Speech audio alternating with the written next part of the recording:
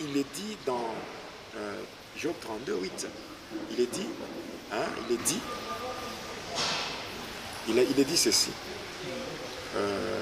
En réalité, dans l'homme, c'est l'esprit, le souffle du Tout-Puissant qui donne l'intelligence. Donc quand nous réfléchissons avec l'aide du Saint-Esprit, nous allons découvrir beaucoup de choses. Il est dit dans Jérémie 33, 3, invoque-moi, je te répondrai. Je te ferai savoir les choses cachées, les choses grandes que tu ne connais pas.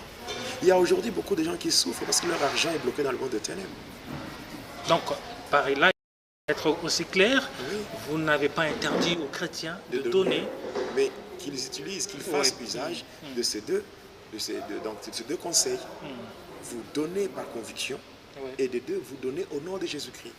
Voilà. Une autre formule que j'utilisais toujours avec mes clients, c'était le boa. Le boa qui vomit l'argent. C'est-à-dire un serpent qui vomit l'argent. Alors qu'est-ce qui se passe? Même aujourd'hui, il y a des gens qui ont des serpents qui vomissent l'argent. Maintenant, qu'est-ce qui s'est passé? Par rapport aux formules qui étaient là, dans le catalogue, c'était quoi? Hein? C'était ceci. La personne peut venir me voir. Je vais lui demander juste quelques gouttes de son sang. Quelques gouttes de son sang. Je prends un flacon qui contient l'eau bénite. Je prends une aiguille. Je vais blesser la personne à son petit doigt. Dès que je blesse la personne comme ça, le sang sort. Dès qu'il y a le sang, je prends quelques gouttes de ce sang-là, je mets dans l'eau bénite. Après, je vais dire à la personne de prendre ça et d'aller le verser dans un vase et de placer ce vase-là en dessous du lit. C'est comme cela. Et chaque jour, la personne doit entrer dans cette chambre-là et regarder sur le liquide. Après quelque temps, tout au plus, je dirais une semaine, la personne viendra. En voulant regarder, la personne trouvera un gros serpent en dessous de son lit. Quand on dit que tel a un serpent qui vomit l'argent, ce n'est pas qu'on lui a donné un serpent, il a transporté pour amener, non. Voilà. Alors ce serpent-là, on te donne quelque chose là, et oui. après ça se transforme, en serpent. Parce qu'il y a des incantations que la personne aura à faire.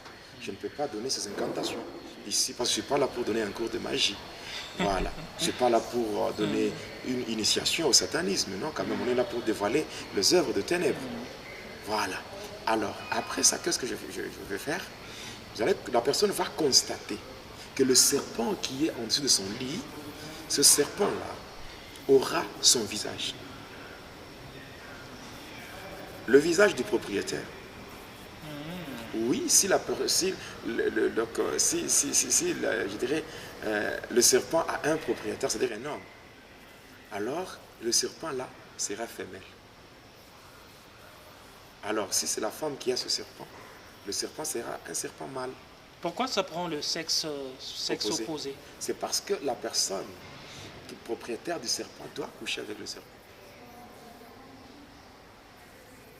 Doit coucher avec ce serpent. Et après avoir consommé l'acte intime avec le serpent. Mais ça va se faire comment? C'est un animal. Ça va se faire comment? C'est ce qu'on appelle la bestialité.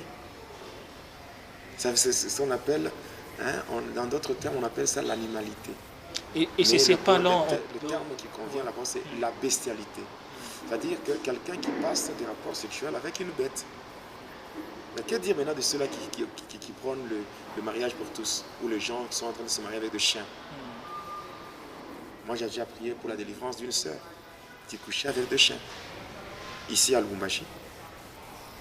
Donc, qui a fait l'impudicité, l'adultère, l'homosexualité, la sodomie, la fellation. Et au final, elle est entrée dans la bestialité. Elle a été lesbienne. Elle a fait tout ça. Et de son propre gré ou c'était poussé par les esprits? Elle était envoûtée. Elle était envoûtée. Parce qu'une personne normale ne peut pas tomber dans une telle bassesse.